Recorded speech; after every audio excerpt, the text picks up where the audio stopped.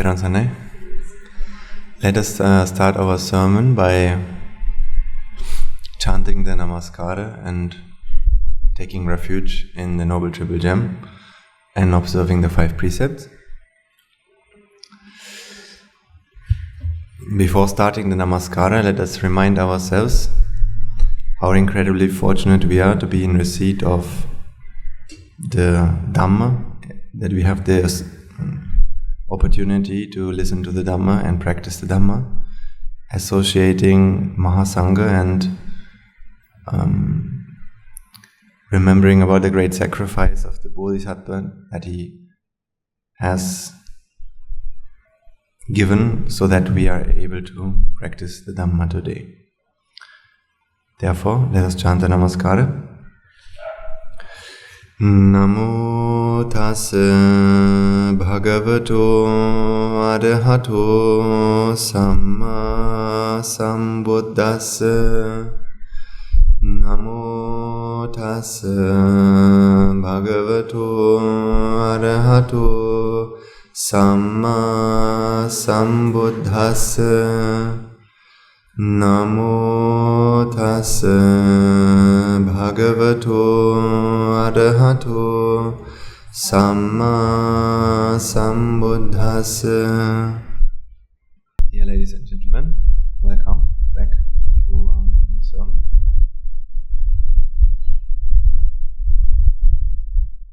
So today, this morning, we had a discussion in our Dhamma hall. I was discussing with some of our monks, and there was a monk who shared a nice story that we were discussing about. So yesterday, this monk, he used to talk with one of our devotees. So to our monastery, especially on Saturdays, many people come to listen to our sermons and to engage in meritorious activities, to offer alms to the Mahasangha, offer alms and various other things. And this monk was speaking to one of our devotees, one lady, and this lady was talking with him about a problem that she had in her lives. So she was explaining about her son. She was explaining that her son is someone who likes to play a lot of computer games, and as much as she likes to get him away from this bad habit, she cannot make it, and she always wants to get him to join her, to come to the monastery, engage in some kind of meritorious deeds, do something different, but as much as she tries to do that, he doesn't want to do that. And as much as she tries to do that, he's playing more and more games. And so she was really worried about that. And she came to see our Swaminatha and talk about this. So then we were discussing in the morning what would we say, and what's the solution in this problem. So you might also, if you want, start thinking about this problem, because maybe you have experienced something similar, or maybe you can see some analogies that might be useful. Because although we all have different lives, we have very different problems in our lives, if you can take a very sharp look at it, you will see that the problems we have are always the same. As different as we are, whether you have children or not, doesn't matter. Somehow, problems are not so different from the problems we have are not so different from one another. So that's why I always welcome this opportunity to think about how anyone's problems, any problem in life, how does the Dhamma help me to solve that? Whether that is my problem or someone else's problem doesn't really matter. And if I can solve this one problem correctly, I can solve every problem correctly. I mean, at least when it comes to the Dhamma. Because the Dhamma, or the teaching of the Buddha, is a problem, is a solution. It doesn't matter what problem you have, you can solve it. I mean, at least when it comes to our mind. So that means, if you don't have any food on your table, if you don't have food at home, if you're hungry, the Dhamma won't be able to help you with that, right? It doesn't give you magically food. It doesn't. You can't make a miracle. If you have no food, you have to buy it. There's nothing you can do about it, or you have to find it somewhere.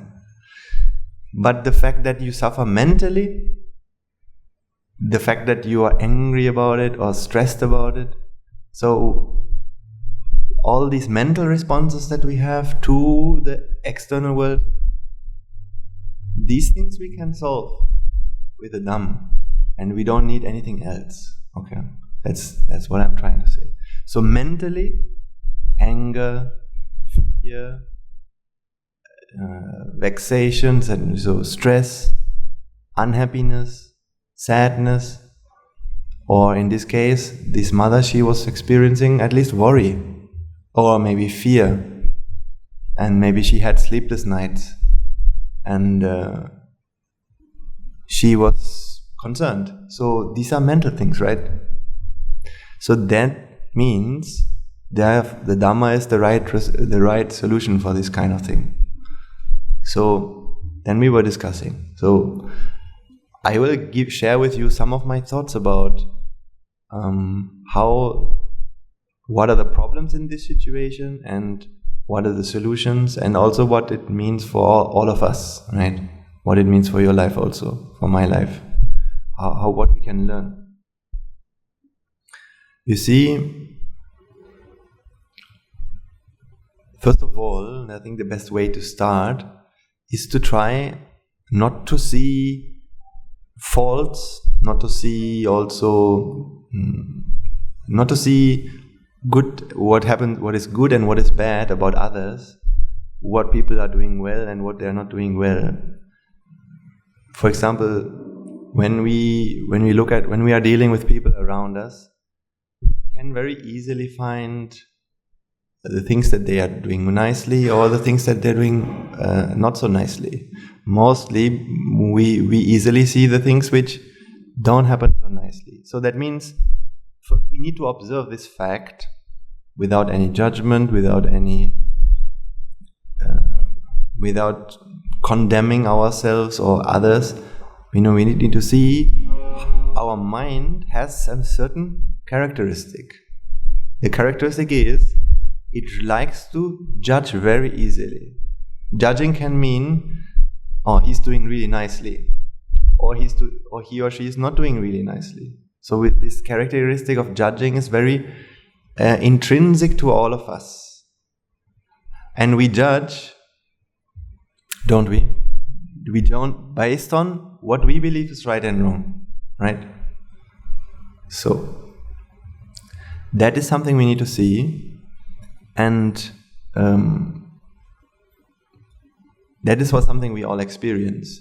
Instead of doing that, so when you can also think about problems, or I guess you have to live with people, right?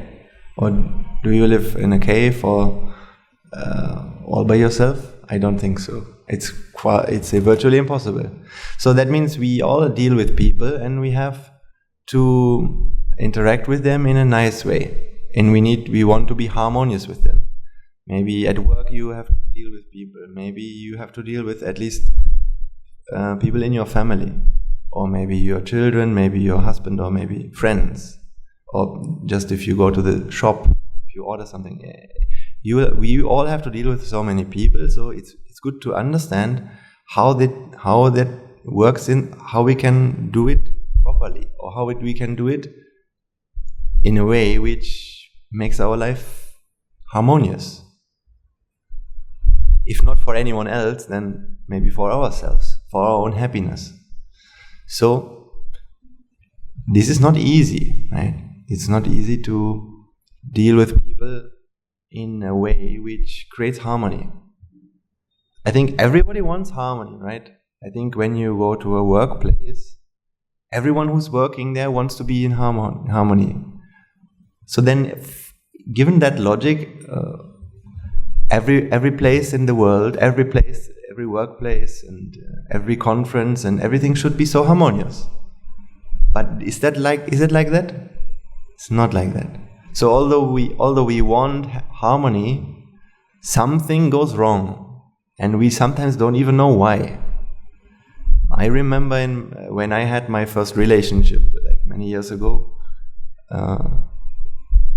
I thought it's so easy.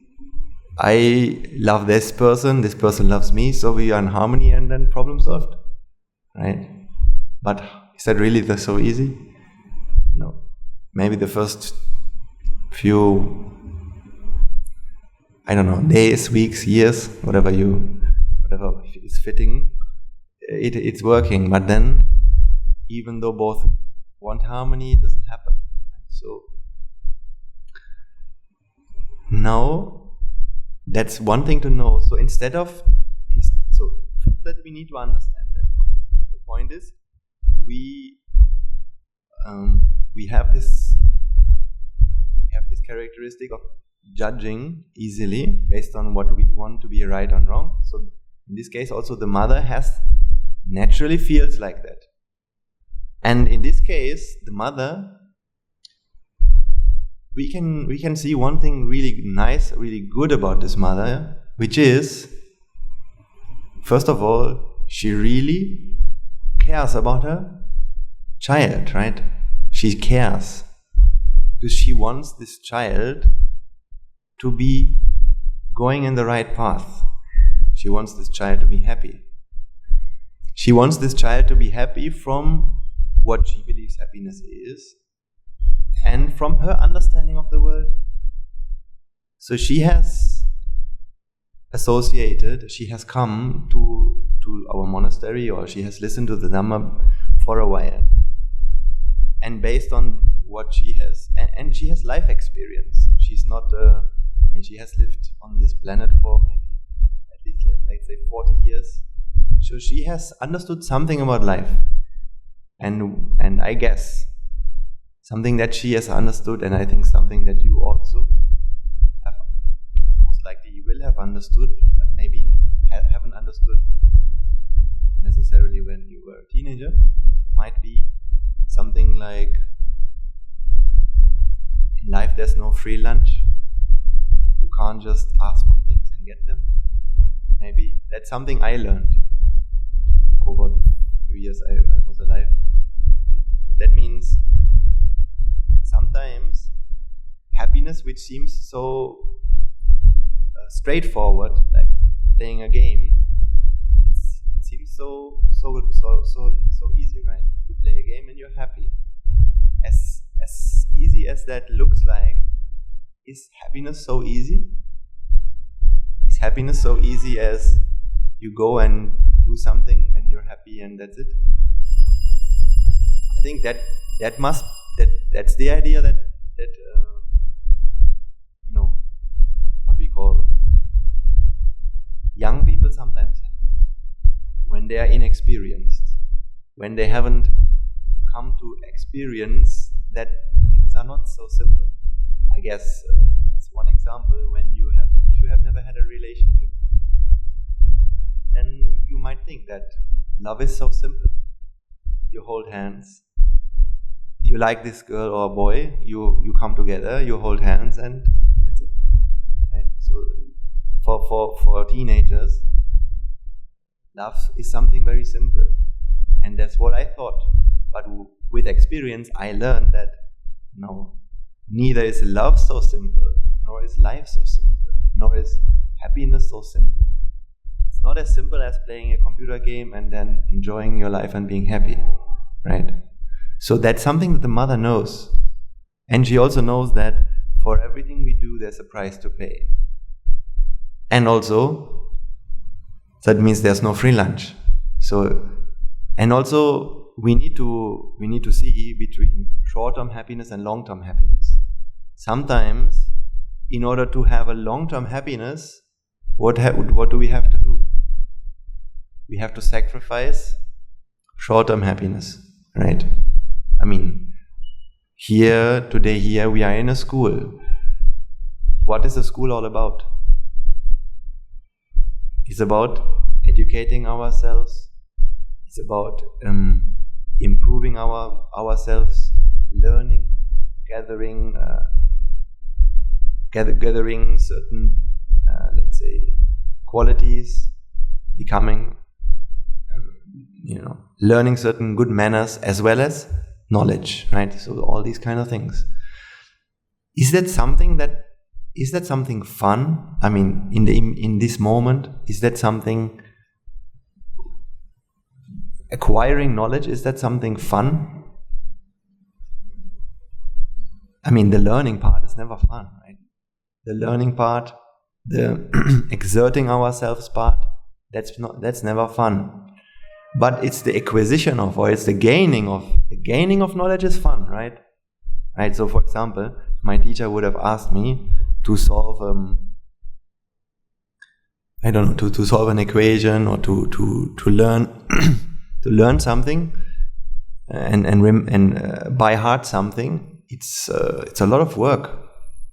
But if I can do that, if I can remember it, or if I can find the solution, that's good, right? So once we gain knowledge, the gaining of knowledge is fun, but the acquiring it is not fun, right? So this is how it always works in life. So now when we're talking about going to school, learning is something, it's always an investment, right? So I guess children have this mindset that now, if I can, I don't want to learn, I just want to play, because that gives me happiness. But the learning is not fun, so the learning is hard. But as a parent, we know, or as someone with some experience, we know, sometimes it is better to sacrifice short-term happiness to gain long-term happiness. So therefore it's better not to learn, and instead, the other way around. It's better not to watch TV, and instead it's better to learn. So this is also something that the mother understands, and the Dhamma will help us understand this on a much more profound level. This fact that happiness is not something so simple as what we know it is, what we know it to be. So, however, this mother has understanding of that, and therefore she wants to help her child. So first we should really see, it's such a good thing, it's such a great thing that she cares about her child like that. And she comes to talk to this monk because of sense of love. So she actually loves her child. That is something we have to appreciate, right? So, but life is sometimes can be so tricky, because although she loves her son and she tries to give him that love, what happens to him? What has happened? The more she tries to love him, the more he runs away from her. Why does life have to be like that? Sometimes we can ask ourselves this question, right? It seems like so unlogical. She has good intentions, but it doesn't work out. And that's where I can see the Dhamma gives exactly the answer why it happens and what's the problem in here. So now instead of trying to so the problem that the mother has is this: she wants to change her child. Okay, she wants to change her child. That means I had this question in my mind. Imagine the mother has to sit with the child for 1 hour and look at him or her playing computer games. Just watching. Imagine that you are a mother and your child is playing computer games, maybe playing a shooter, shooting people, I mean, virtually, not really. And you have to watch that for 1 hour. How would you feel? Or how would this mother feel? Would the mother be able to bear that? Because if you would ask the Buddha, he would say, she should be able to bear that. Or we can't say she should be able to bear that, but let's say if the Buddha would have to see Rahula, he was also a Samanera at the time, but imagine Rahula would not have been a monk and he's playing a computer game and the Buddha has to watch him. Do you think the Buddha would suffer seeing his child?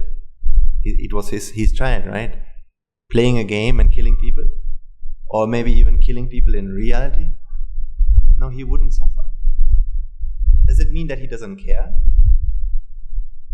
No, also it doesn't mean that he doesn't care. He does care, but still he doesn't suffer, right? But we as normal people, are we able to be like that? No. Normally this mother, when she watches this son playing games, she would probably not be able to watch there for more than 5 minutes, because she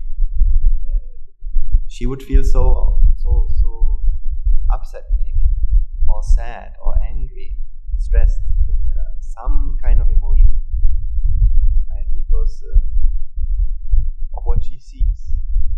But I was asking myself this question: how would the son feel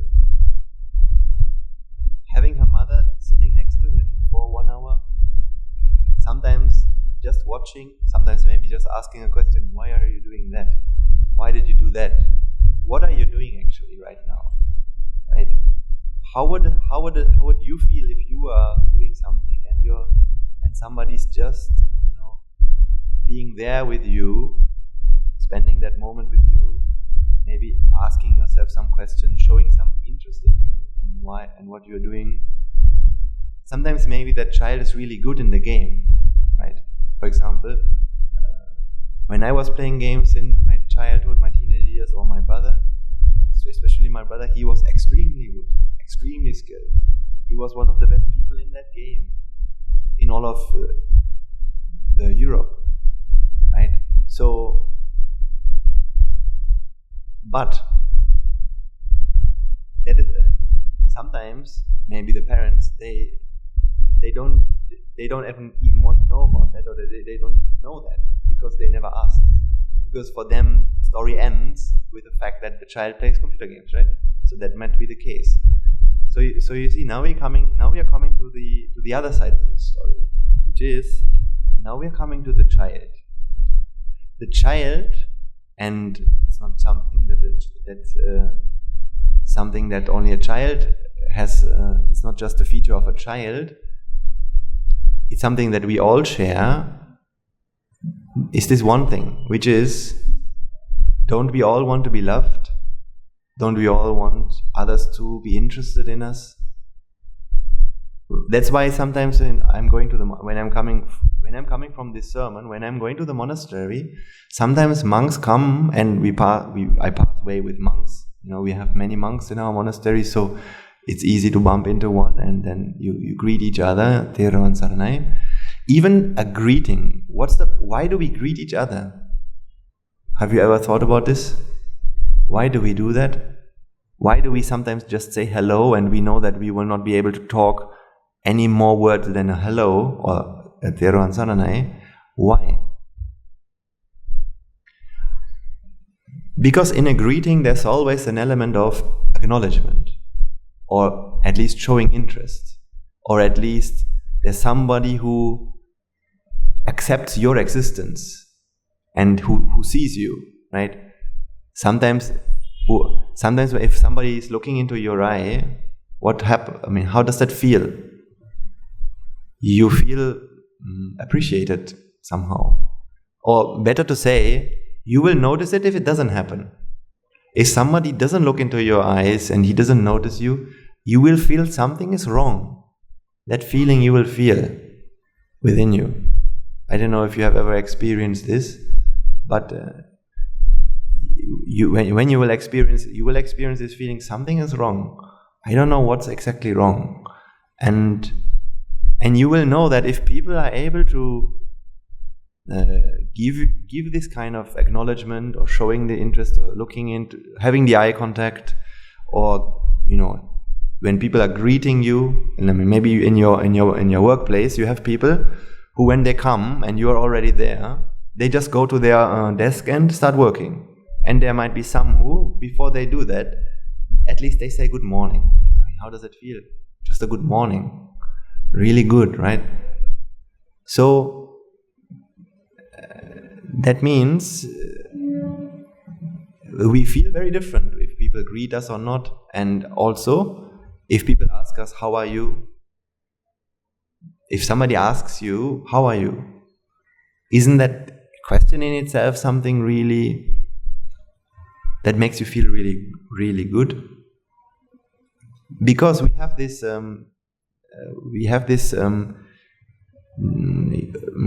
don't know how to say. We have this, let's call it a desire. We have this desire, or we want others to be interested in us. That's very natural, right? So this is not only something children have. This is something we all have.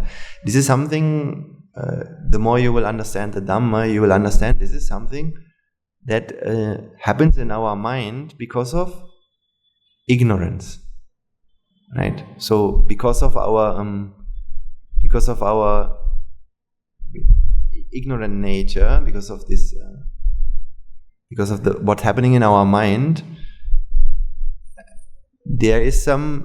we want others to be interested in us. So I'm not saying that we should be. I mean, it's not something to be hating ourselves for that. We shouldn't. It's not something like, oh, you're so bad that you want others to be interested. Not like that. So it's first of all, this is how it is, and it's not necessarily a big problem, and we can't just get out of it. Also, of course, the Buddha has explained that there is a problem with that as well, right? And it is not so hard to understand why it's a problem, right? Because even there, isn't our happiness very, very conditional? The happiness we experience, if it makes us happy, if others are interested in us, then what does it mean if others are not? How will we feel in this moment? We'll feel some sort of unhappiness. In other words, our happiness is something that we have outsourced to the outside world. Happiness is something that the outside world can easily take away from us if they want, or if it wants, right? So that means we are depending. We are a slave to external circumstances. That's the point the Buddha wanted to make, and he wanted to help us to come out of this, right? So that's what we want to do in this in these sermons, in progressing on the path of Dhamma. The freedom that you will experience is essentially that your happiness will no longer be depending on the outside world. It will be something that you have within yourself, and people can't take it away from you, nor can they give it to you, right? So something like that. But for the moment, we have to understand, and it's all about understanding. It's all about growing in wisdom, growing in good qualities, growing in loving kindness, growing in compassion. These are the things we need. These are the things which help us. Yeah. So what we want to do today is we want to understand this problem that I explained, so that when we understand that, it will help us a lot in dealing with people better, in dealing with ourselves in a better way. And that's the most important point. That's the path that we need, because we need only wisdom. We don't need anything else. So I was explaining this point that the child wants to be loved. The child wants for others to be interested in it. The the boy or the teenager or the girl, whoever it is. So, isn't that the reason why he or she plays games? What do you think? When I think about when we were teenagers, to play with others in a game and to be successful in a game and to win, what does it give us? What does it give to someone to win something? It's this feeling that I am somehow valuable, I am important, and others also acknowledge that, others also see that. So it's a desire to be, this desire is something that is fulfilled. By playing a game, sometimes we get the recognition, the confidence, the validation, the love. It's kind of love that we are not getting from somewhere else, right? So that's why that's probably, I think, one of the deepest wantings or the deepest desires that we all have, right? The desire to be important, or the desire to be valuable in some way or another. Do you like to be around people who don't value you and your character and how you are? No, we never like that. So that's very normal. So it's very important to understand this point, because now what we are doing right now is we are not trying to judge the child, nor do we want to judge anyone in this matter, not even judging the mother. We just want to understand, right? So if I can give you this one very simple piece of advice, and I'm also giving it to myself, because whenever we have to handle people, this is something we always have to apply. It's not just something for you and me to know this, and then we can go home and we can do whatever. We need to apply this every day, because it is the application of these principles which can give us change in our life, right? Knowledge itself will be a good start. So the point is, instead of judging anything or anyone, it's always better if we try to see and understand why people do things, right? So I'll write this down so that we can remember this better.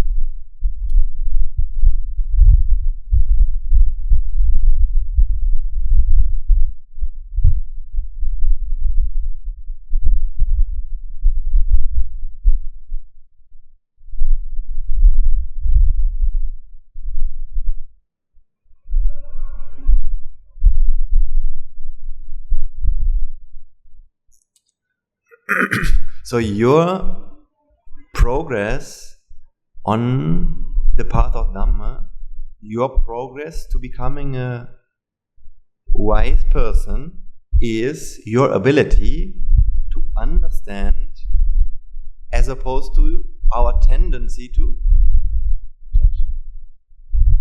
That is all that matters at the end of the day. It doesn't matter how much Dhamma you understand intellectually, how much you know about certain Dhamma facts, concepts. It doesn't even matter how much you know this intellectually. What matters is, has this way of thinking, this new way of thinking, has this become who you are today? Right? Is this something that you do when problems come to you? Instead of following sometimes our initial feeling of, no, this is something good or bad, or however, as opposed to trying to understand what's really going on. Then if you have this habit now, then you should see that life will change for you a lot, and the way people respond to you, and the way that in your overall feeling of happiness. So me, what I'm trying to do is, I'm trying to apply these principles every day, as much as I can, when I have to deal with people. And then I can see small success, right? Here and there I can see a big success, a big change in the way I used to behave. Now I behave differently. And then people feel it, and people also have benefits.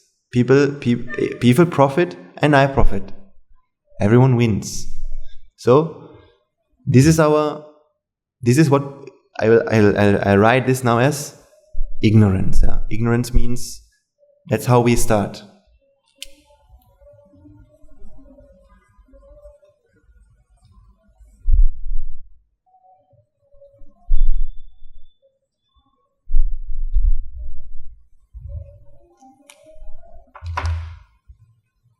Now, of course, we can't just stop judging like this, right? Just because we don't want to judge, and just by trying not to do that, doesn't mean that we can do it. Because it's a development. The development is we need for our wisdom to develop. So that means by listening to the Dhamma, by understanding it, by practicing our virtues, good qualities, by giving and helping others. When these things happen, little by little, our mind starts to change, and especially the most critical point always is the associations of people that we have, and whatever the sounds we associate and the views that we have. So it's always based on views, right?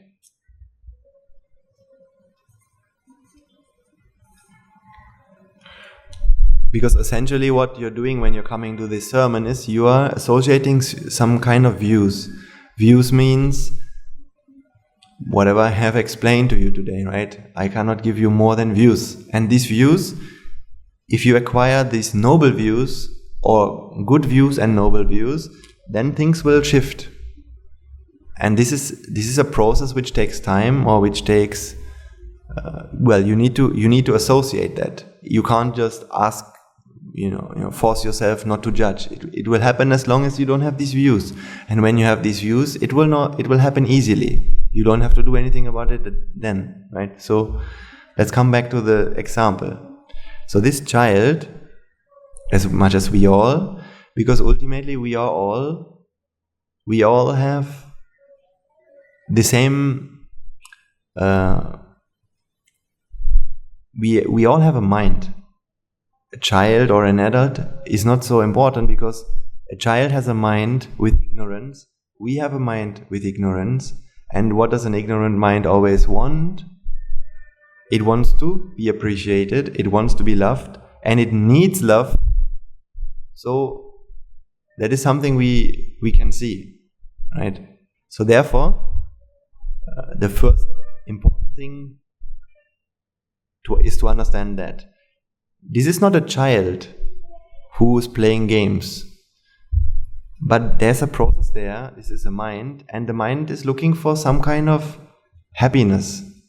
It's looking to fill a void. That's something we all experience. Because of ignorance, we experience a void, some kind of emptiness within ourselves, and now we try to fill it in various ways. As an adult we do it, and as a child we do that, and a child.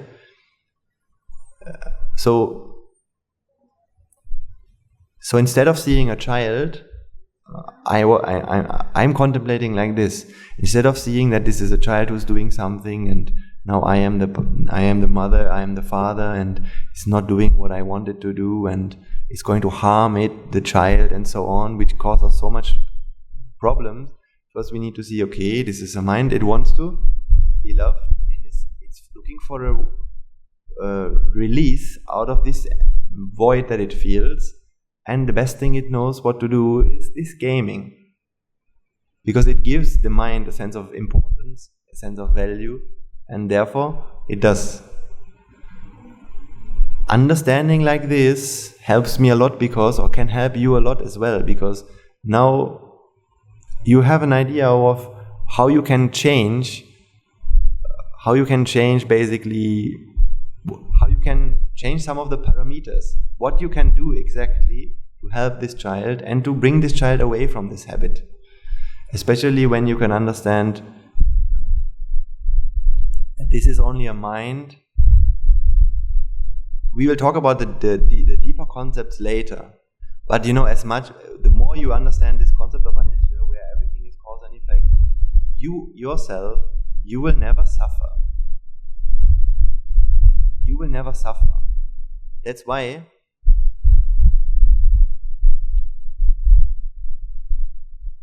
and it brings me to another really, really important point that we can take away from this thing for you and me, which is this.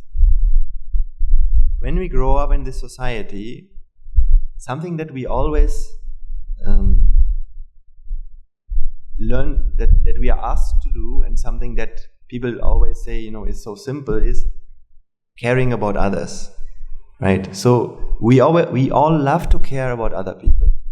Either we like to care about, for example, when you get a child, do you have to do a driving license or parenting license? Does anyone ask you to do that? No, right? So now you have this child and you just do whatever you think you should do, right? As if it's the most simplest thing in the world to love. When you marry, I think back in the day, I think when my parents, when they married, I don't know, because they come from very traditional Catholic backgrounds, I think before marrying, then you have to go to the priest, and the priest is making an interview, he's asking you, okay, why, and so on, and then you have to do some sessions where you learn some basics, how to live in a relationship, right? So I think back in the day it happened, but I think these days, at least in Germany, I don't know, it's in Sri Lanka, in these days it's basically you want to marry, you go to the government and you ask for the paper, you do the ceremony, and you're married, and that's it. And then you can do whatever you want, right? So, because it seems so straightforward, loving is something very straightforward, when in actuality it's something totally not, right? Because something we all can do very easily, and something that seems very straightforward, is this caring about others, as I explained. And I will give you, I'll oppose this with another thing. So now I will show you how the Buddha wants you to care, and how the world wants you to care. These are the two differences.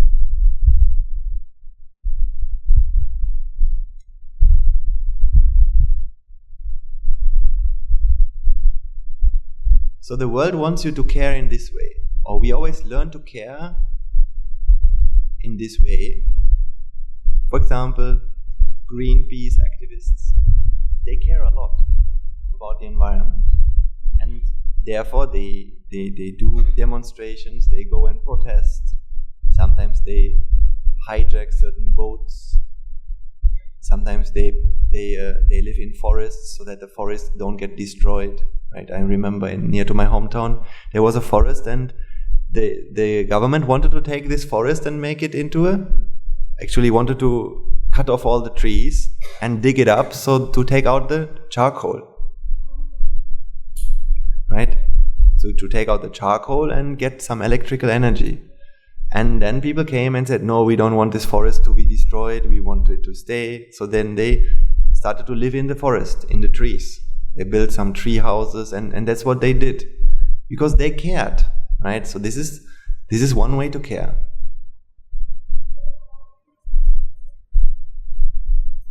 So who is the object of caring in this example? It's always something in the outside world, right? It could be nature, children, husband, partner, anything.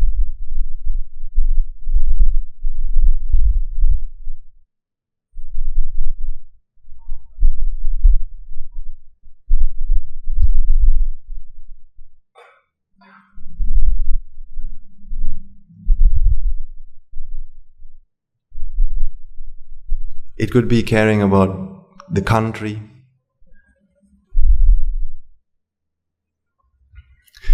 Mostly a good person will spend all his life doing that, caring for others, right?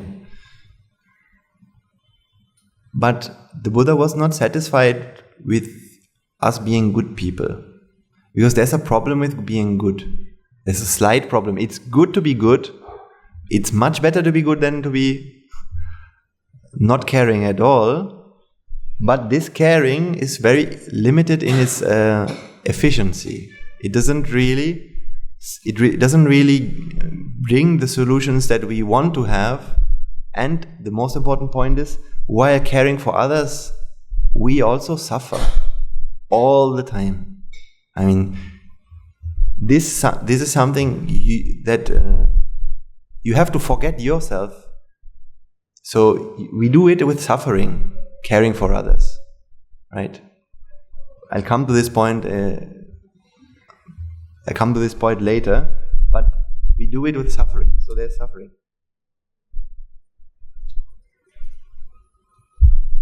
But there's another way to care, which is much more effective for the other person and for yourself, which doesn't have any suffering. And that is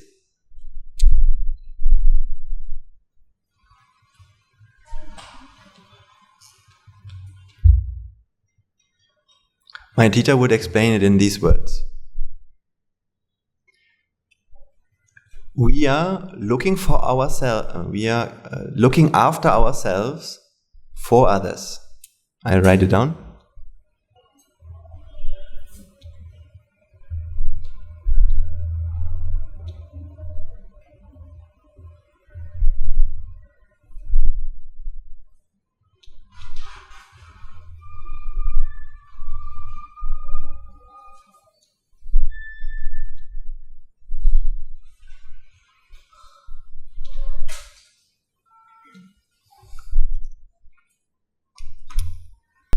Now you can understand what is the Buddhist way.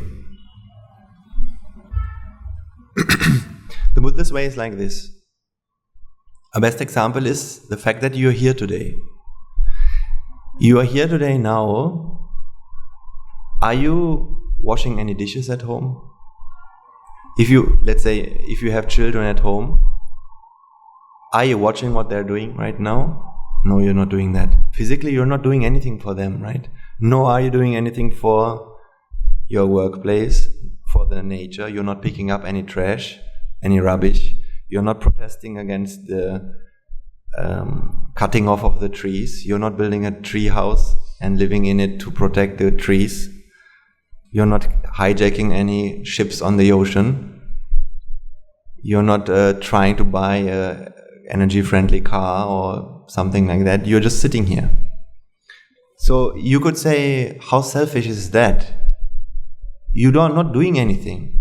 But the thing is, what we are doing, what we should do before we do anything else, is we should look after ourselves, after our own mind, understanding our own mind. Because when you can understand your own mind, you will understand other people's mind as well. And if you can't understand their mind, can you really help them? Because the Buddha had a totally different understanding of happiness. In his understanding of happiness, happiness is not something others can give you, nor can you give it to others. All that we can do is, we can help others discover it within themselves. Right? So even I can't give you happiness. All I can do is give you some words. But these words can help you by making sense of the words, by relating them to your experiences, and with all the merits that you have collected until today, to give rise to wisdom. But this wisdom is not mine, right? I can't give you my wisdom. I can only use my wisdom to create words. And these words I can give you. But what's in the words? A word is just a word.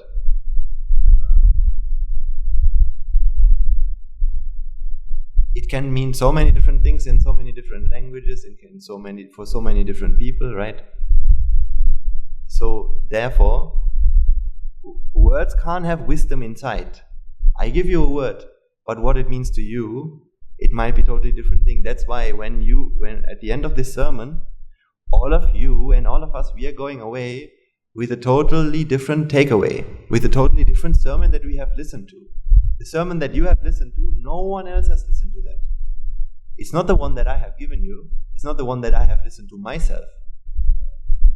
Each of you have your own sermon and your own takeaway that happened within you. Right? So therefore, I can't give you wisdom, nor can I give you happiness. Nor can anyone else do that. But this world caring is always based on that, right?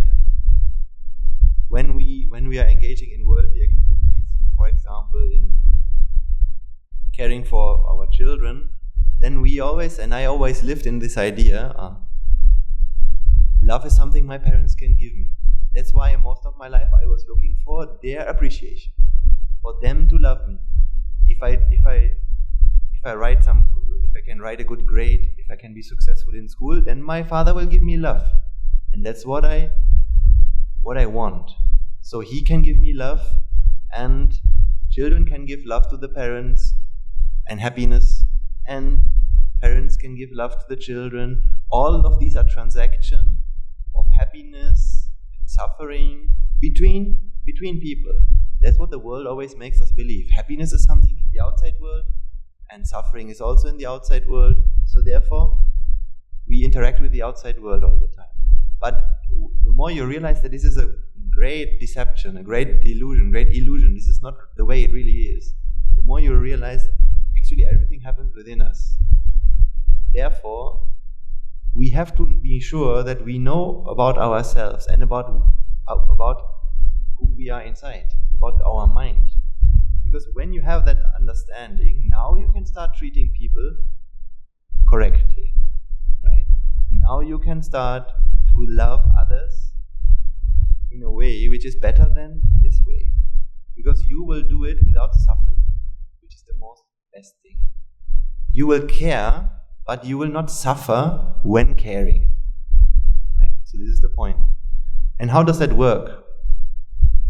Because you have to you need to understand yourself, or you need to get the wisdom. You need to look after yourself. And as you look after yourself, now you're in a position that you can help others without being depending on them. So I will write this down because this is the key point.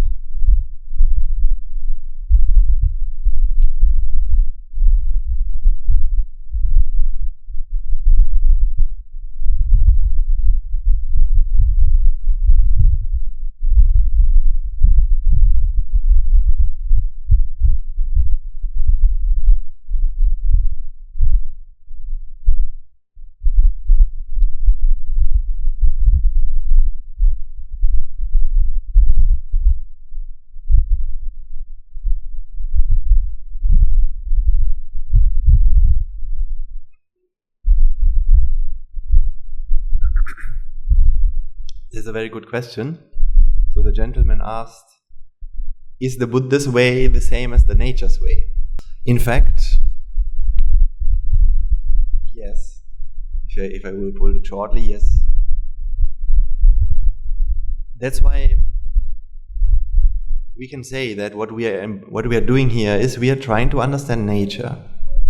Understanding nature, or realizing nature, or becoming one with nature, is what is something like, enlightenment is something like that, becoming the nature. In other words, we always live in a way where we believe that nature's like this. Happiness is there in the world, and when people are shouting to me, then they hurt me. When people are saying nice things to me, then that makes me happy. So happiness comes from others. Suffering comes from others, or disappointments are done by others, and insults, something that comes from others to me. So now we are living in a world with so many others, and now we have to fight a lot for our place in the world. We don't want these people to talk to me. For example, if you love nature, then others can go and destroy it, right? Then what are you going to do? Now you have to fight with them, because it's either you or them. Because we are all living in the same world, and then everybody has his own views about the world. Some people say this is good, some people say the other thing is good. Some people say it's bad if two men are walking hand in hand, kissing each other in the street. People say that's really bad, that's really wrong. And others say that's totally okay, that's totally fine, it should be the same. So and then people start fighting about these. People start fighting about these things, right? But ultimately, everything that you see in nature, everything that happens in nature should be nature, right? So there can't be anything really, really wrong with anything. So we create our own version of reality and we live in that, and based on that now we create our own version of reality where we feel that if this truck drives over these trees and if these trees are destroyed, that's something really bad. That's our own version of reality. It's not really true. It's not something bad, nor is it something good. It's just nature. But in our mind it's wrong. And then we believe it is actually wrong. This is a wrong thing there. So we start judging based on what we believe is right and wrong, based on the views we have and our limited understanding of the world. And then these problems start happening. So by understanding nature, we can realize that actually happiness is within ourselves. There's no such thing called entities. We'll talk about these things in the future. And love is not something we can give to others directly. So no matter how many hugs I give to my child, how many hugs do you want to give to your child until it will be happy? Can you get happiness by hugging someone? I mean, it feels good, and I don't want to say anything, and I don't want to criticize that. That's fine. It feels good at the beginning. We talked about what this happiness is in the past, right? We talk about this. There's nothing wrong with it as such, but now we need to ask ourselves the question: how all of these things happen? Is happiness in a hug? Can we give happiness to others? Because when we try to give happiness to others, you can waste your whole life doing that, and you will still not be able to do that.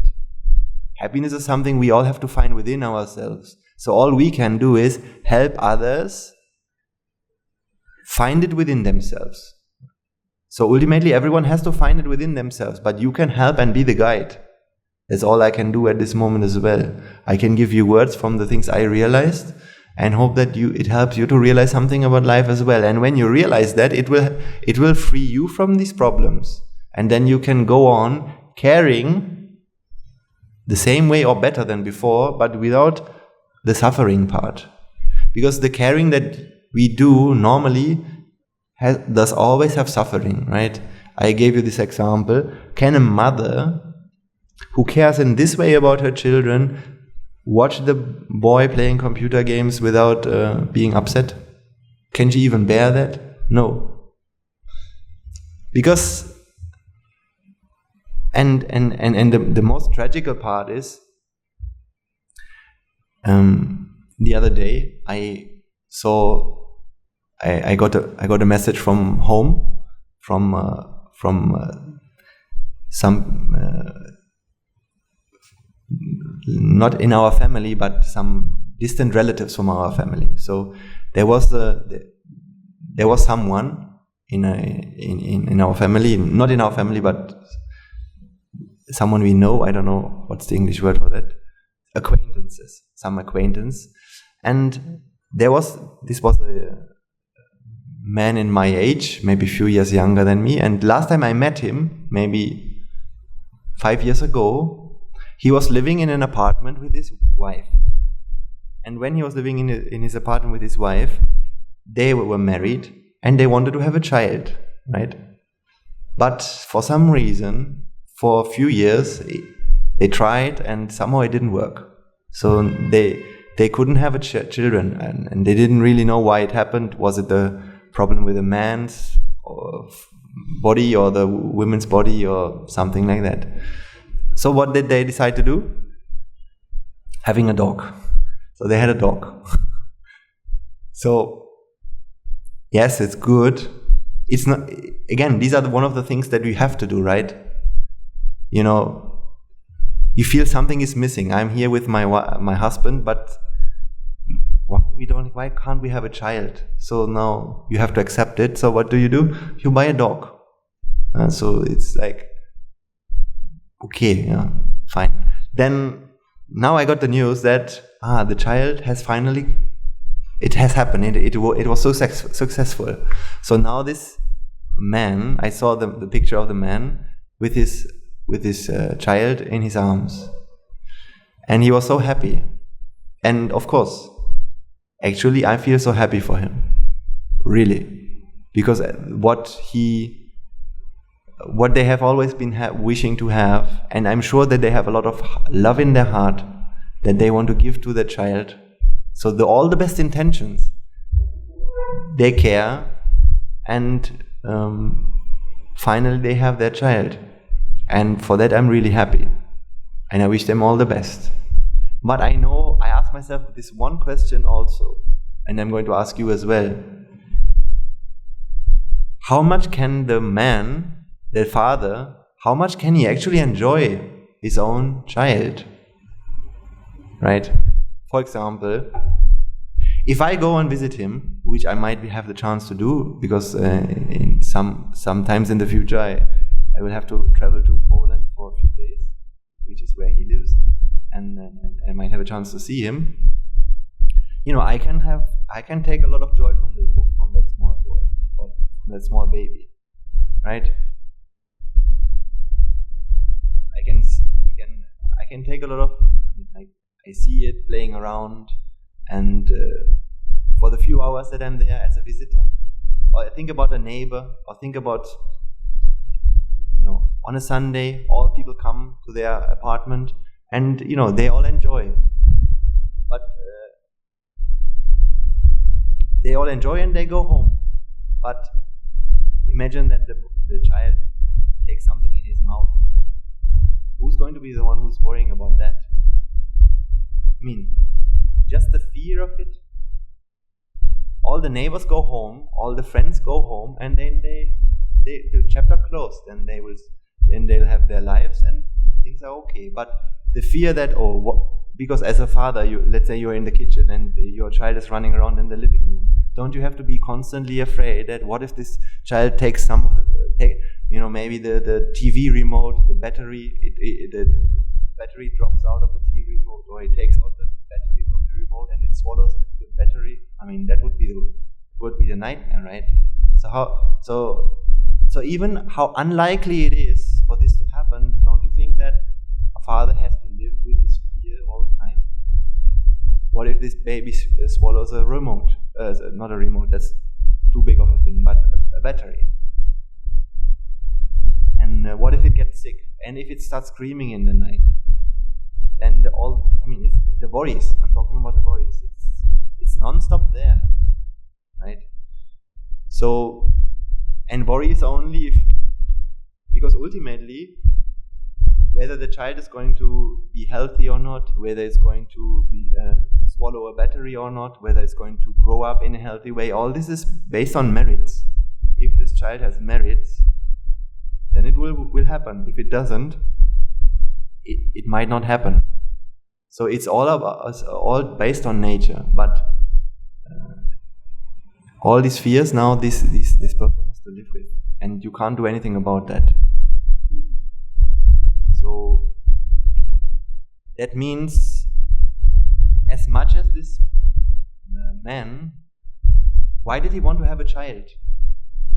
Why does somebody want to have a child? Isn't this for happiness? To be happy in life? That's what they wanted, right? And now I feel, having understood something about the mind, you can't make a mind happy by giving it a child, by giving it a baby. I'm not saying that having a child is wrong. I'm not saying that it's wrong to do or wrong to have. Anything like that is totally fine. This is just a lifestyle choice. But the point is, if we do that for happiness, we have to realize that this is not the path for happiness. Happiness you can't find in this way. You have to Start doing it this way. So yes, you can have your child, but don't expect to get happiness from your child. Don't expect for your own problems to go away by having a child. Another example was once I met a woman. This was in Turkey a few years ago, and it is not someone I really knew directly, but it's a friend of someone. And my friend who was there at the time, who I talked to, told me the story about her friend. And this is a lady who, I don't know, I think the problem that this lady has is loneliness. Always felt very lonely. Maybe grew up as a single child. So this loneliness, now then this lady has married, and then she was married, and the husband is always going to work, so she feels lonely. And in order to not feel lonely, she really wanted to have a child as well, and she was planning to have a child so that she can have some company, basically, right? So when we were discussing this point, I was also asking myself, okay, I really understand that this is what you want to have, and I hope everything goes well, but I'm just asking the question to you and ask you to think about it. Do you think that's the real solution to loneliness? And what will happen after that? Because let's say that she gets a child. On the first few years, the child will always be with you. You can kiss it whenever you want to, and the child will be depending on you. But what if this child becomes a teenager and it wants to go out with her friends? How will you be able to deal with that in this moment when you are the mother? And when you have this child, so that you cannot feel, so that you don't have to be lonely? In this moment, you don't really like autonomy for your child. Because autonomy for the child means what for you? It means that you have to go back to being lonely. And you don't want that. And that's understandable. I don't want it for anyone. But you see, loneliness cannot be you can't win against loneliness by giving the mind something in the external world. It's not the way it works. Loneliness can only be overcome by understanding the Dhamma. You need to understand happiness is not something the outside world can give you. Happiness is already there with you. A mind doesn't need happiness from the outside world. Therefore, you will not try to look for happiness in the outside world. And then you are okay. Right? So the problem is not having something, the problem is always the wanting. So the wanting happens in our mind because we think external world has happiness and now I want it, therefore the loneliness created. So this is how it... Yes. Yes, so detachment, this is detachment. But this detachment is not something that you can do. It is something that happens when you grow in wisdom. And detachment means it happens to you as you grow in wisdom. It's not something that you have to that you can even develop,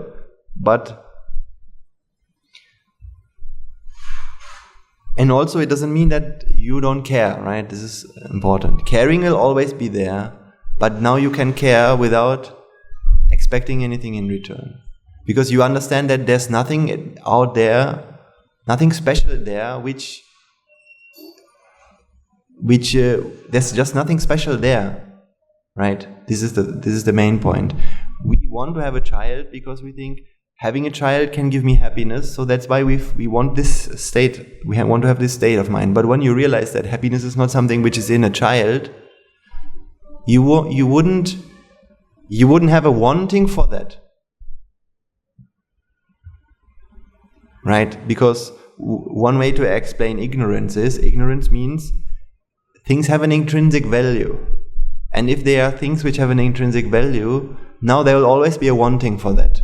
And there will always be some sort of fear and struggle to fight and keep the things that you like to yourself and keep the things you don't like away from yourself. Then you are depending on the outside world. Because when you believe that the child has a value, now you want it then the mind wants it for its own happiness. Now you can't let nature be, or when let's say the child wants to do something that makes the child happy but doesn't make you happy. Now you have this friction, because now the child wants to go out and have fun with his friends, but that would mean that I'm alone, then therefore I don't want that. So therefore the problem comes. And this is a perpetual cycle. I mean, you can only suppress your problem by associating the outside world. You can never solve your problems by associating the outside world. That's why loneliness cannot be overcome by having children. That's why mostly, once these children go out, especially also if, at the end of your life, when your partner is no longer with you. I mean, I told this story once about this lady who was there alone, and the children were not with her, the husband had already died. She was suffering a lot, because now this problem is like, as long as you can use the external world to feel good, it's like you take an iceberg and you push it down, so you don't see it anymore. But little by little it comes back up again. Then you have to push it down again, as long as you can, as long as you still have the means to do that. But meanwhile it grows and grows and grows. And then there's a time when you can no longer do that, and then it comes back up in its full extent. It's such a big thing, and now you can't do anything about that. So it's something like that. So this is what we are doing. By relieving our vexation, by consuming the outside world to feel good. It's just a temporary means, and the problem starts growing deep down more and more. Instead of this, which means, getting the wisdom, understanding what really happens within us, understanding that pleasure is not something that the outside world has. The outside world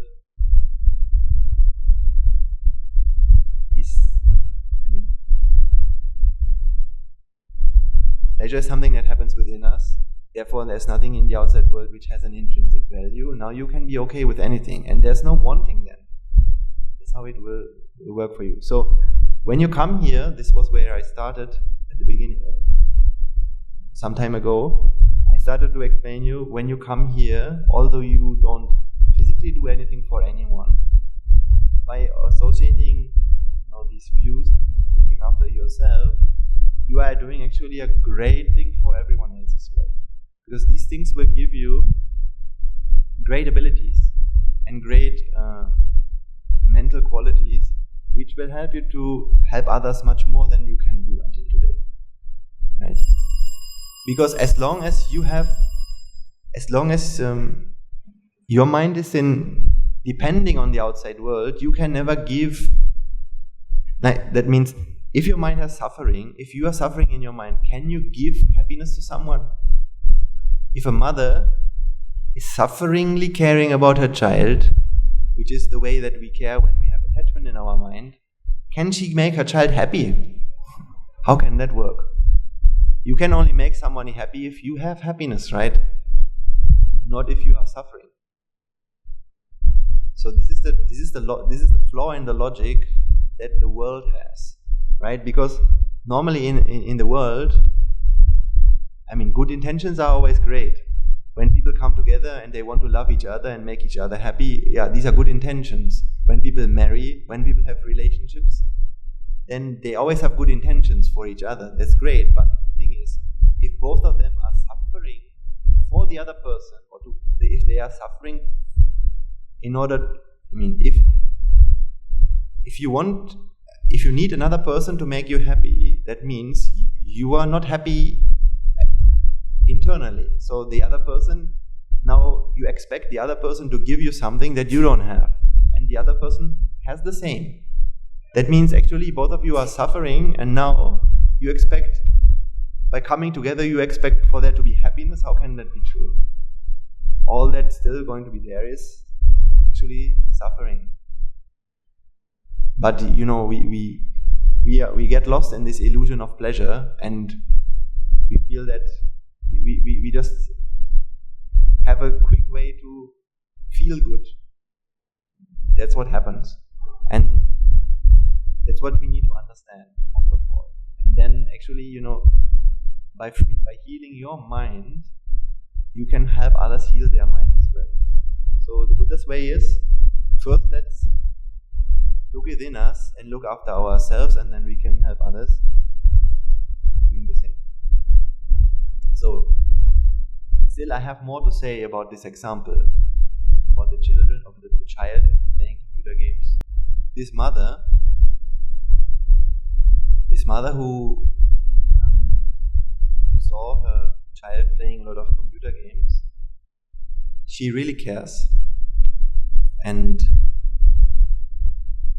that's really good. She's a good person, a very good person, because she cares for others. She had some understanding about the danger of playing games also, because there's actually a real danger, right? Playing games and killing people, even if it's in a game, is also a demerit. It's something that people don't always realize. When your children are playing games and they're hurting others in their game, isn't there also an intention of hurting others when they play the game? Yes. So this is also karma. It's of course not the same as hurting somebody in the real world, but the intention is there. And where there's an intention of hurting, some sort of a demerit or some sort of a karma will be generated. Of course, yeah. So mentally, definitely, it's not a meritorious thing if you play a game and you're hurting others in the game. And even this whole idea that happiness is something that I can do by winning against others, by competing against others. These are the things that computer games tell us. These are all dangerous. So the mother has every right to try and help the child come out of this. But the problem is she has a wanting. The wanting stands in her way of achieving what she wants to achieve. Right? What is her wanting? She wants her child to stop the game. She wants her child to do something else. And this wanting gives her a great deal of vexation, a great deal of suffering. And because of this suffering, now she judges. She can't help but judge. And the judging means she now no longer does what she should do for the child. Because now she blames the child. She no longer, she cannot sit there for 1 hour and just watch the child play. But sometimes that would have been the key, because by showing interest to the child, at least the child will realize, okay, my mother, she's interested in me, at least. So there will be some sort of, okay, she loves me. So these things will help him, his mind, right? Because the child's mind will always run wherever it can get the love. And if the mother is no longer coming to the room and always blaming, why are you playing games? Why are you doing this? Why are you doing this? Then what does the child get from the mother? Except blame. Nothing. Right? And the mother, although she has a really good intention, she has a wanting for her child to be happy, now she's vexed. My child doesn't do what I wanted to do. My child doesn't do what it wanted to do. Therefore she's vexed. She has all this agitation in her mind. And how does she relieve this? How does she come out of this vexation? What does she do? Blaming, scolding, shouting, and these things, which is also a demerit actually, right? So this is also not good, and it also hurts the child, we can say. Therefore the child will always run to the computer games all the time. But instead, what are the solutions now? What are the solutions that I can see in this situation? One good thing to do is, as I said, show some interest, and just let it play for the beginning. That doesn't mean that it's good, but let it do. If someone ruining himself makes you suffer, then whose problem is that? Your own problem. The fact that you see somebody ruining his own life, that's just an event. it can't give you suffering, because suffering doesn't come from the outside world. Suffering happens within us if it doesn't happen the way we want it to happen, or when the mind sees something that it doesn't want to see, that's when suffering happens.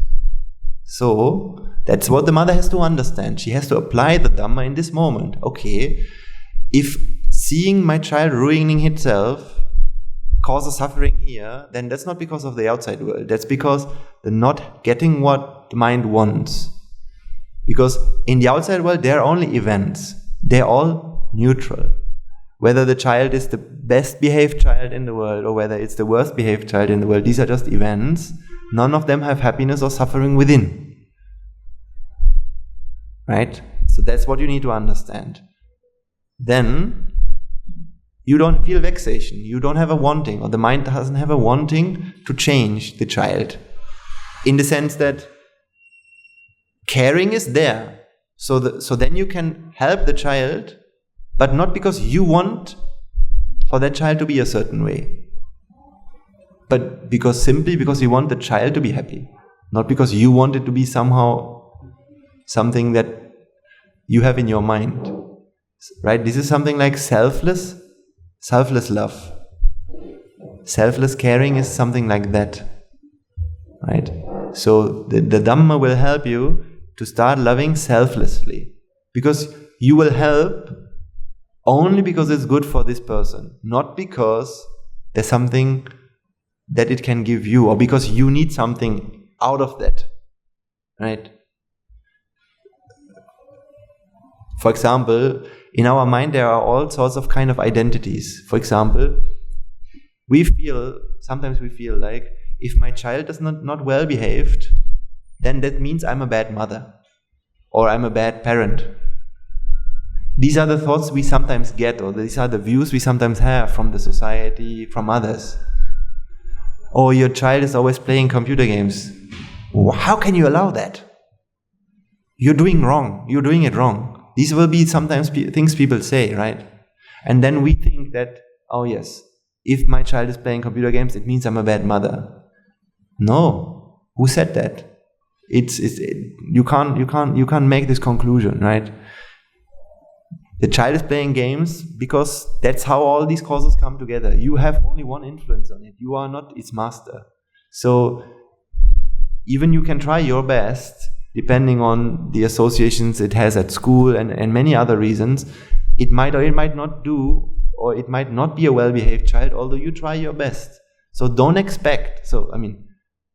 The Dhamma will help you. You will be giving all you can, but you will never expect anything as a result. You will just have a good intention, but whatever the overall result in the child is not something that you can control. It's up to nature to decide that, and then you will be okay with it, right? So in that sense,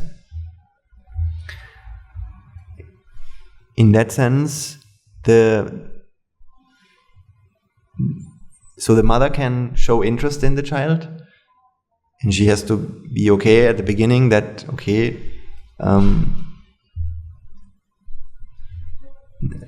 because of this big vexation in the child's mind, or in that mind, it's playing these games. But if I can show some loving kindness, and if I can show interest and care, then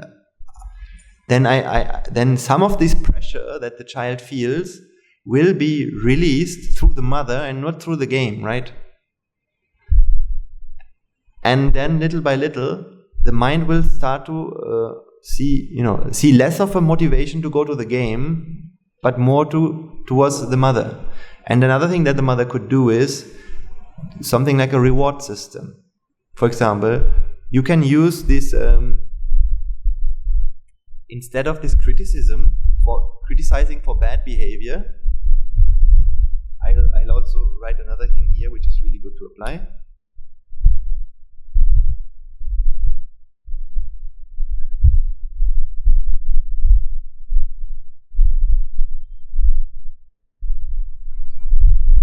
Is giving reward for good behavior.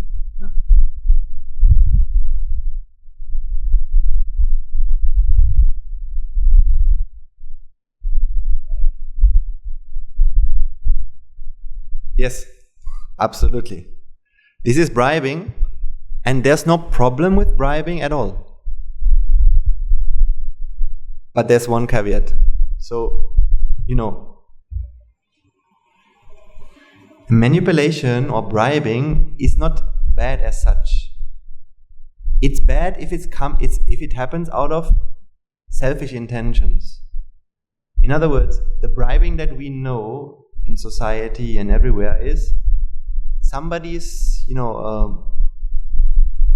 telling you all sorts of things, but he does it just to get something out of you. The problem is not with the manipulation, it's the intention of getting something out of you, which is what makes manipulation bad.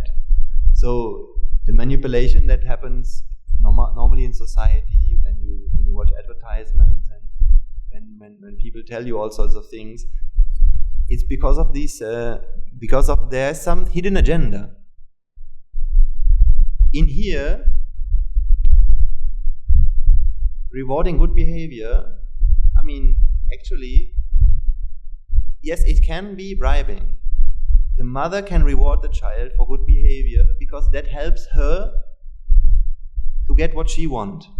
Then there's some sort of bribing in there, right? Because if my child is good, if my child behaves good, then if he's like that, then it makes me a good mother. Then I can tell others, or then others will see that, and it makes my standing go up, right? Sometimes these are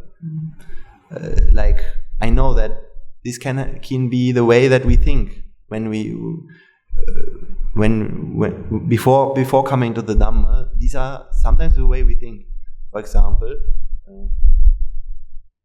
I know, for example, even myself, after I finished my master degree, I traveled around the world for 1 year by bicycle, right? Sometimes in order to get the money for that, I worked in a post office for a few months.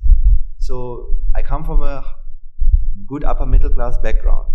So do you think for me to work in a post office is something that a normal parent could be proud of?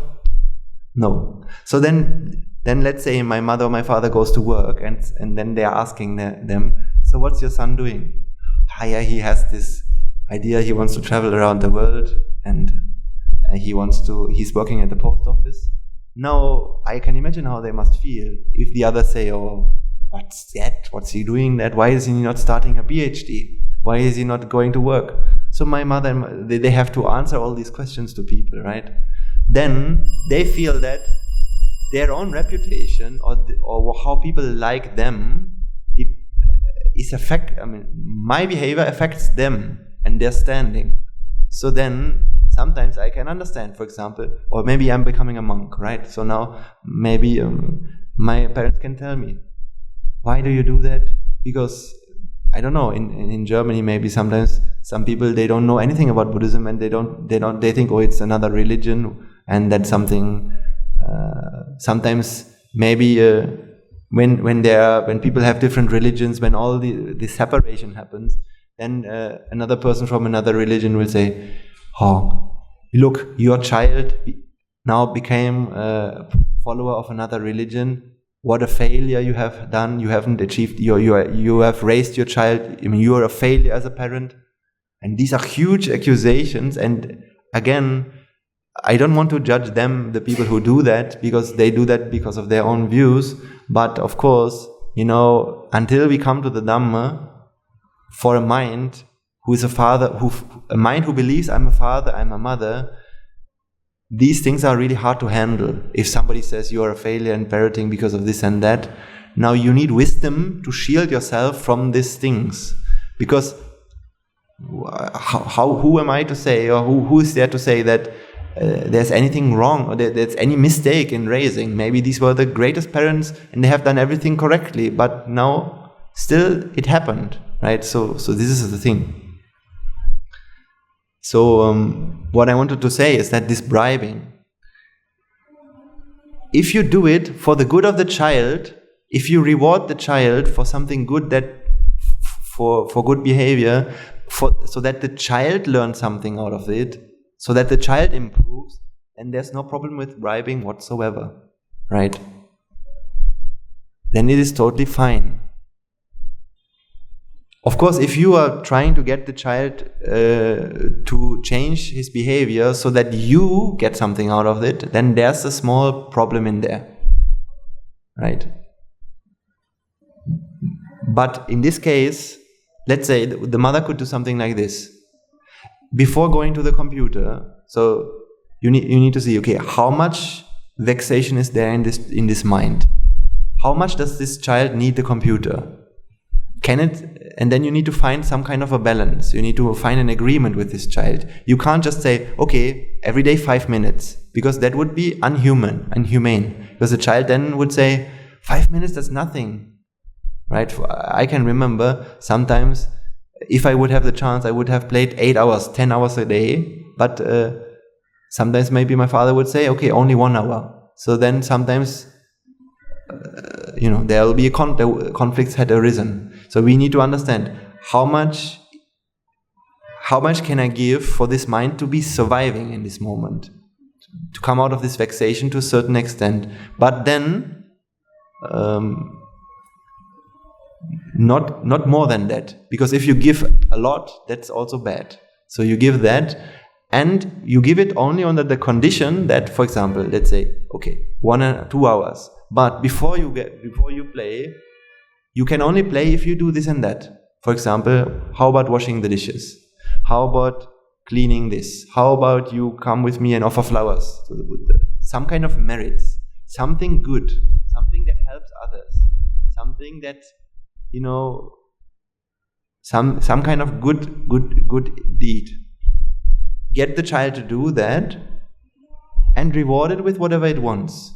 And now what you can do is, you can appreciate the child for all the good things. I mean, that's something that you have to do anyways, that we always have to do a lot anyways. When you see the child cleaning the dishes, now you can appreciate the child. Wow, you cleaned the dishes. Thank you so much. You did a really good job. Now what you're doing is, you're giving it all this love and all this affection for good behavior, and from you as a mother, so then this child will this mind will relieve the vexation, and the need to play will be much reduced, right? And so little by little, you're changing the habit of the child in this way, rewarding it for good behavior. And what's something that we always have to practice a lot is seeing good qualities, appreciating others is so important, and seeing good qualities in them. So that's why, even when you sit next to your child on the computer and you see the child play, even if it's killing people, can't you see a lot of good qualities even then? Good qualities, or at least can't we see that this child is very gifted? For example, let's say there's a person who has a lot of money. Let's say he's a billionaire. But you know for a fact that with this money, the other day I talked about Pablo Escobar, this drug cartel lord in Colombia. He had a lot of money. He had a loving family. He had a big house. He had all the luxuries in the world. He had private jets, and he could fly around wherever he wanted. But people say that very sure he had done a lot of bad. That means he did a lot of crimes, he hurt people and all these things. So yes, we can't say that what he did was good. So we can't appreciate that. We have to see that that's an ignorant mind. It did that because it didn't know any better, and it thought that's the way to happiness. It didn't know what the consequences of these things as well, and that what we give is what we get, right? So these are the things for which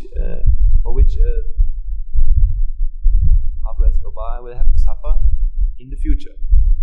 And that's one thing. But seeing somebody having a lot of money, is that like this Pablo Escobar, he had a lot of money, he had a loving family, he had maybe a really comfortable house, he was one of the richest people in all of Colombia. Can't we appreciate that? Because that's not something he got for the crimes. That's something he got for something he had done before. So anything, and that's a gift. A gift means it was something given, that we have given. That's why I learned this from my teacher, that whoever has anything, whether it is material things, whether that is comfort, whether that is an intellectual ability, a gift, maybe he is very smart. So even when you see somebody playing a computer game and he is reacting really quickly and he can, kill people very quickly, or very smart, he can have a good strategy. Now you can't say that his intention is something you can appreciate. No, that's something to have compassion for this mind, being ignorant about the consequences. Okay, but there's other good qualities at least, or this is a gifted thing. This child is very maybe smart. It can think very logically, very nice. These are things that we can appreciate, although it can be used for the wrong reasons, and that we can't appreciate. But the gift we can appreciate, right? And this appreciation, seeing these qualities, will help a lot. And if we can give this, you are a very smart kid, that we can appreciate. That also helps. This helps to create harmony and go away from this criticizing for bad behavior, which always enforces this isolation.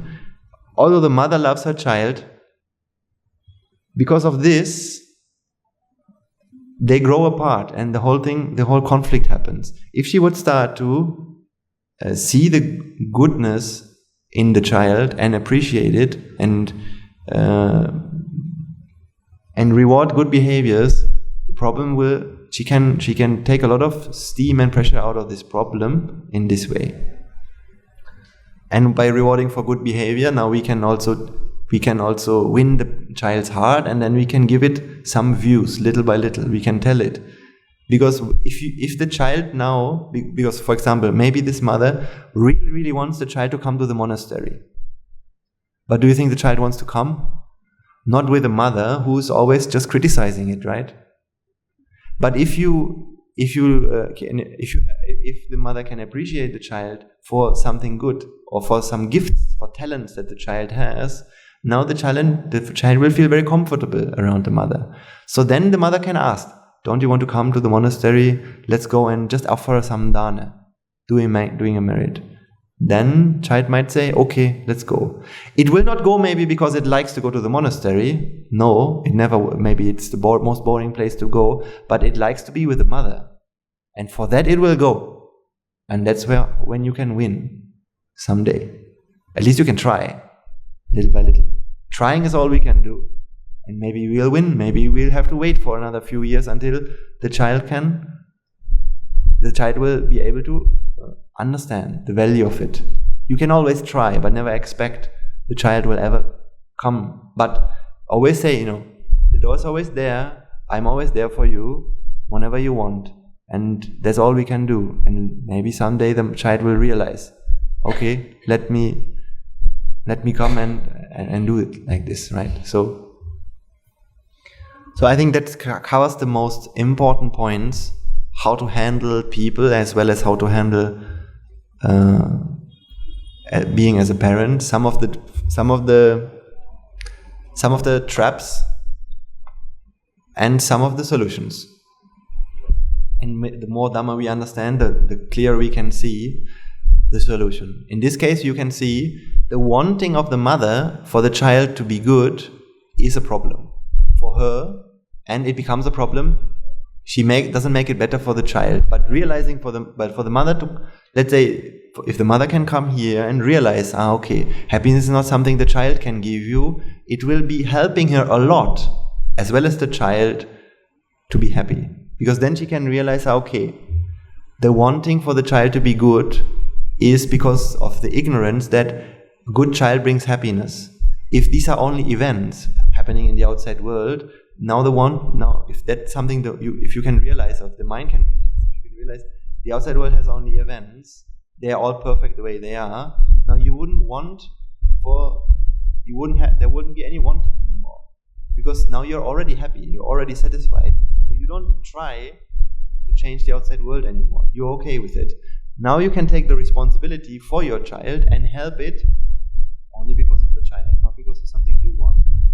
And then you can start seeing the good behavior without suffering if you see bad behavior. Because that is not, it's not our role to judge in this case. Right? So then there's no vexation. Even if the child, ruins himself, you don't suffer, then that means you're not vexed. You're not vexed means you don't have to release your vexation onto the child and criticize or blame or shout, means doing something with anger. Now you do it with patience, with good intentions, but no expectations. And the last thing I wanted to say is something that came to my mind when I was talking about Pablo Escobar. So he was very rich and fortunate while he was a human, right? So that means the things he had, he didn't get them for his bad behaviors or for his crimes. He got them because of something else. But in this life, what he did was he created the environment for all these merits to come back to him and give the rewards. And these crimes and all these things were just creating the environment. But this is not something related to the merit that he had done. Because what we give is always what we get. But the other day, I saw a video.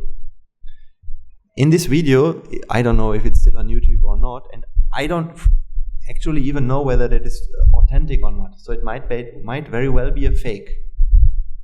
So that's also not important. But when I saw this video, I saw a video where in Colombia, in that city where Pablo Escobar used to live, there was a building that used to belong to him, right? So he used to own that building. Then he died.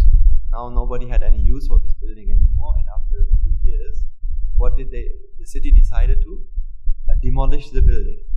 So that means they planted some bombs, explosives, and now they exploded these, and the whole building fell apart. And in this video, it was a recording. So in this recording, it was you can say like a CCTV camera from some other building, and this CCTV camera used to film the demolition of this building. Right? So in this video, you were able to see, I don't know, you don't have to believe me at this point, but as far as I have seen many videos like that, sometimes cameras can see certain shapes and certain energies that the naked eye can't see. So, however, in this video you can see something like a milky, very, very not clear figure running around in the building, especially running up the walls, up and down, something a human can't do. So it might be fake, I don't really know. But in my understanding is okay, might it be not something like a ghost? Might it be not even Pablo Escobar himself? So I can't rule it out. From all I know, from all the research I did, it seems that it might very well be true. And I don't know whether it is true, but now I was thinking, imagine that Pablo Escobar is still around somewhere. That means that after life is not over after death. What would be his way of thinking? What would be his mentality? Because all his life he used to worry about only one thing: my house, my family, my wealth, and I'm a big man. I have a lot, right? That's why the Buddha said, "Buddha mati danang mati iti balo vihanyati." The fool thinks, I have sons, I have money. That's how a fool thinks, right? Attahiyatanonati kuto buddha kuto danang. That means if you don't even have yourself to own, what about your children or your sons? What about your money? Right? So that's the Buddha's wisdom. But when a mind does not contemplate on these things all his life, then you die, and you were a big shot when you were alive. You were a big man. You had money, you had family, you had wealth. You had your own building named after yourself. So where are you going to spend your time as a ghost? Most likely just in this building.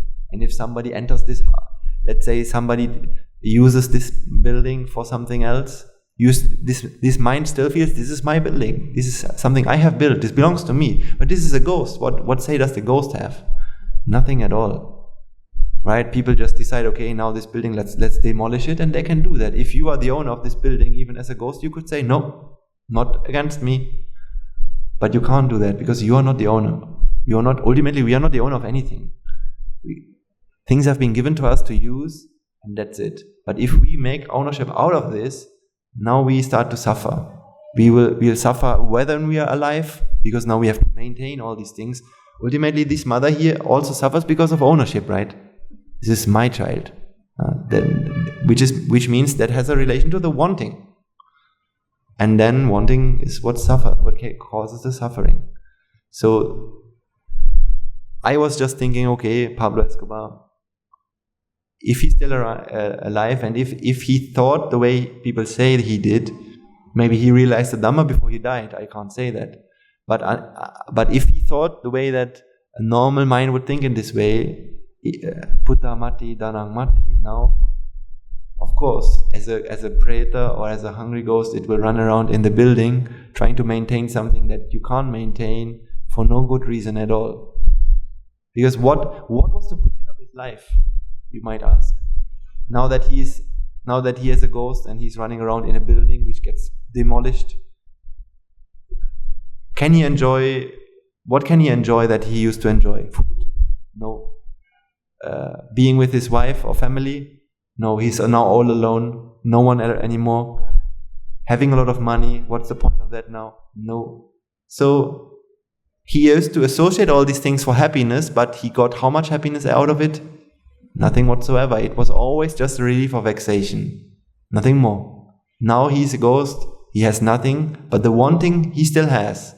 And not little, he has a lot of wanting. All the things he wanted in his human life, he still wants them. But he can't have them anymore. So now he's trapped.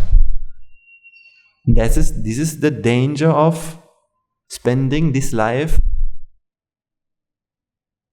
without the Dhamma, actually. If we can't treat our mind and give it the medicines that our mind needs to come out of this problem of wanting, then do you think wanting will stop when we die? No. If these vipakas, if they stop, the merits which give rise to this human life that we have, if they stop, and they can stop any day, they can stop tomorrow. Tomorrow might be our last day. We don't know that. We don't know what we have done. So, if that happens, and our mind still has all the wantings that it had in this life, then that's going to be a disaster. This is a big disaster. So we always need to remember the danger is very real.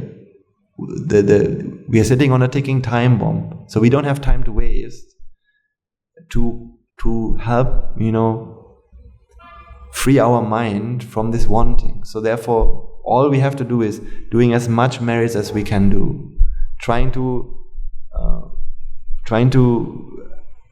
practice the Dhamma so that we can, because my teacher always says, at the end of this life, we all get the same test. The test is, how much raga do you still have in your mind? How much dvesha do you still have in your mind? How much moha do you have in your mind? Based on these three questions, you will be judged, and you will have to continue based on that. It doesn't matter what you have done in your lives, whether you have been, it doesn't matter what happened to you, whether people treated you nicely or badly. It doesn't matter whether you were rich or poor, whether you are a monk or a lay person. These things don't matter. All that matters is, how much of these three do you have? If you have a lot of anger, and if the last thought in this life is a thought of anger, then that is going to be a disaster. That's why we need to make sure that we solve the problem of this ignorance of our mind.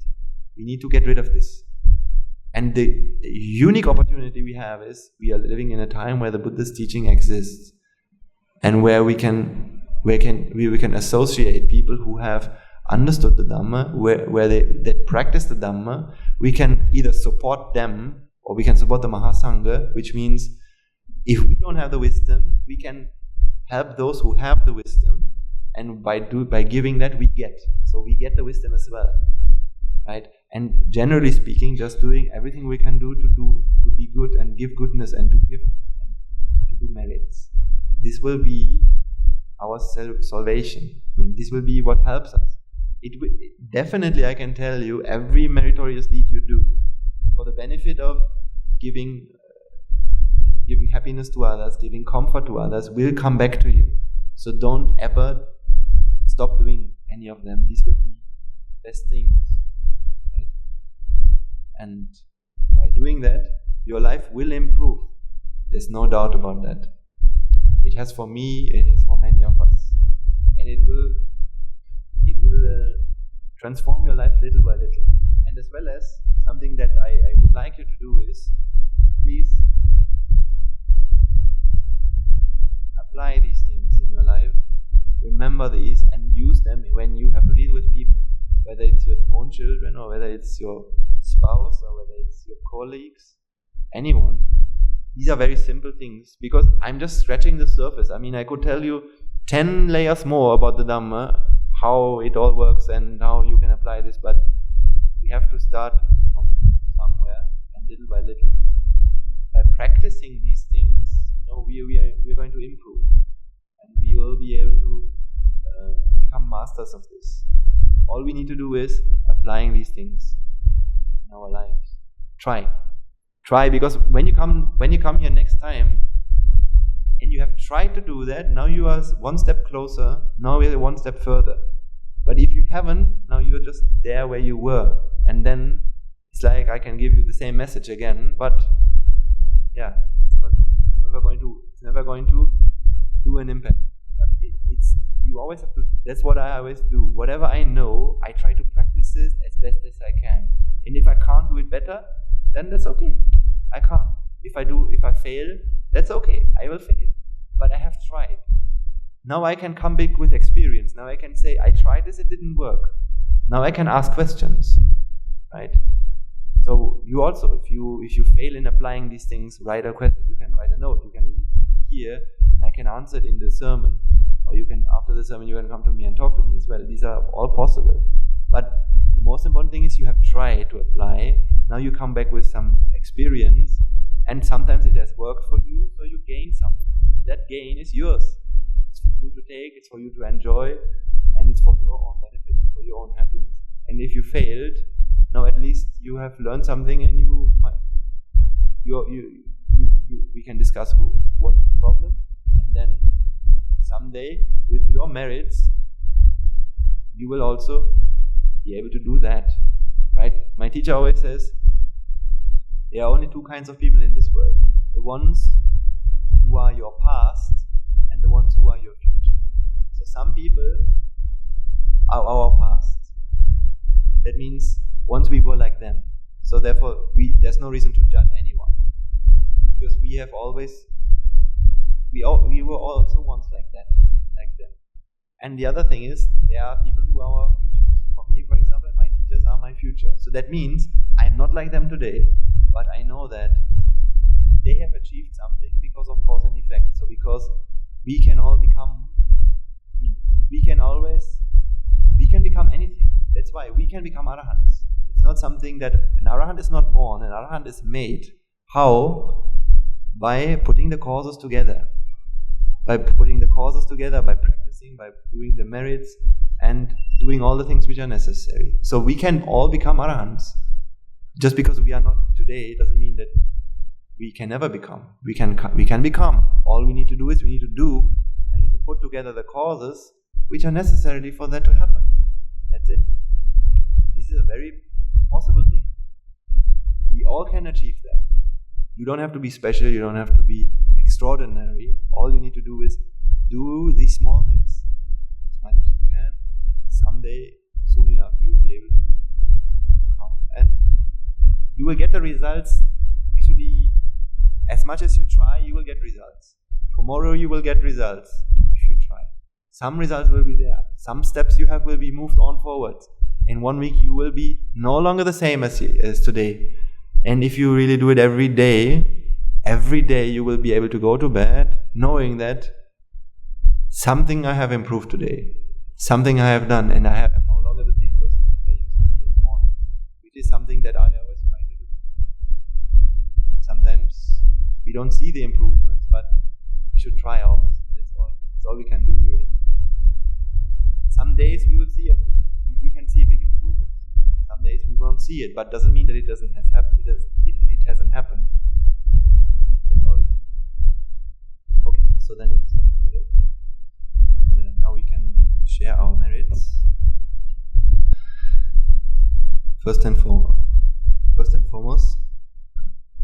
let us take a moment to transfer the merits that we have all acquired by making offerings to the infinite virtues of the Noble Triple Gem, chanting Pirit, listening to the Dhamma, and engaging in various meritorious deeds today. First and foremost, let's transfer all the merits we have acquired today to all the bhikkhus and bhikkhunis, upasikas and upasakas who since time immemorial have protected and preserved the sublime teachings of the Buddha and have passed it down through the generations of the noble lineage in the form of the Trivitaka, which is thankfully available to us today to study, understand and comprehend the Dhamma. Let's also transfer these merits to all members of the Mahasangha present throughout the world, including the chief prelates of all of the chapters, who have dedicated their lives towards the noble path and have committed themselves towards the betterment of all sentient beings. Let us not forget that among them are the monks and nuns resident in your local temples and nunneries, who have always been by your side through thick and thin, come rain or shine. Let's also transfer these merits to Guru Swami Nohanse, as well as all the monks resident at the monastery, as well as the Anagarika and Anagarika attached to the monastery. Let's also transfer these merits and express our gratitude to all those who make great efforts to disseminate the teachings of the Buddha, be that by transliterating these sermons, sharing them out with others, or inviting others to join them. If any of them have been born in the woeful plane, may they redeem themselves and be born in the blissful plane. May they abstain from the unmeritorious deeds, fulfill the meritorious deeds, fulfill the Noble Eightfold Path, and attain the supreme bliss of Nibbāna. Sadhu, sadhu, sadhu. Let's also transfer these merits to our devotees, friends of the monastery, who for the sake of merits continue to sustain the Mahasangha by providing the Mahasangha with shelter, arms, robes and medicines, as well as sharing their know-how and continue to extend their well wishes. Let's also transfer these merits to everyone, to each and everyone who is involved in making this event possible, by all the organizational, administrative staff of the school, as well as each and every helping hand who is involved in arranging the facilities and accommodating the Swami Nohanse. May through the power of these merits they be healed of any physical and mental ailments and overcome any obstacles to their spiritual progress. May they abstain from the unmeritorious deeds, fulfill the meritorious deeds, fulfill the Noble Eightfold Path, and attain the supreme bliss of Nibbāna. Sadhu, sadhu, sadhu.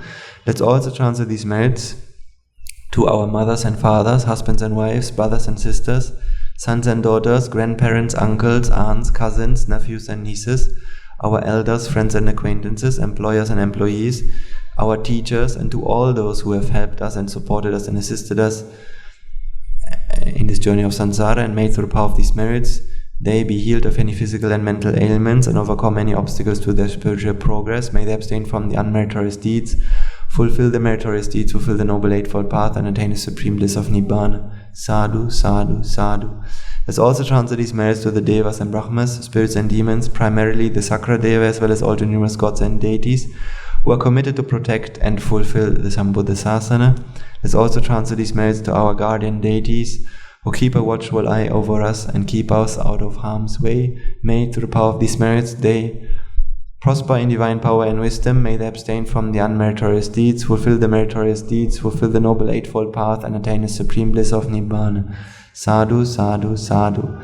Let's also transfer these merits to our ancestors, all those who have predeceased us, to all those who've been family and friends to us in this infinitely long journey of samsara. Let's also transfer these merits to all members of the armed forces as well as the police forces who have sacrificed their lives to protect the peace and harmony of our nation. May all those who lost their lives in the war, be they friend or foe, rejoice in the merits we have acquired today. Let's also transfer these merits to all those who lost their lives in natural calamities such as tsunamis, earthquakes, landslides and pandemics, reminding ourselves that among them will be those who have been our families and friends to us in this infinitely long journey of samsara. May through the power of these merits they be healed of any physical and mental samavena. May through the power of these merits, if any of them have been born in the woeful plane, they redeem themselves and be born in a blissful plane. May they abstain from the unmeritorious deeds, fulfill the meritorious deeds, fulfill the Noble Eightfold Path, and attain the supreme bliss of Nibbāna. Sadhu, sadhu, sadhu. Finally, let us all resolve that, may, through the power and blessings of all the merits that we have acquired throughout the day, we be able to witness the advent of many hundreds of thousands of Arahants on this blessed land.